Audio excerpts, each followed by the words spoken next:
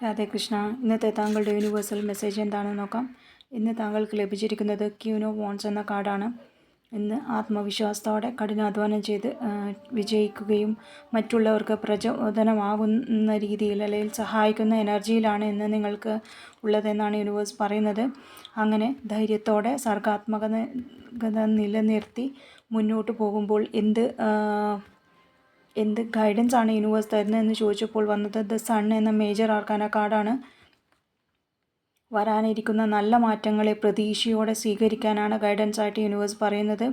അങ്ങനെ വിജയത്തിന് വേണ്ടി ക്ഷമയോടെ മുന്നോട്ട് പോകുമ്പോൾ എന്ത് ശ്രദ്ധിക്കണമെന്ന് ചോദിച്ചപ്പോൾ വന്നത് 5 ഓഫ് സോർഡ്സ് എന്ന കാർഡാണ്. സംഘർഷങ്ങളിൽ നിന്നും തർക്കങ്ങളിൽ നിന്നൊക്കെ ഒന്ന് തൽക്കാലം വിട്ടു നിൽക്കാനും അതൊക്കെ താൽക്കാലികമാണെന്നും സമാധാനപരമായി ക്ഷമിച്ച് വിട്ടുവീഴ്ചകൾ ചെയ്ത് മുന്നോട്ട് പോകാനാണ് യൂണിവേഴ്സ് പറയുന്നത്.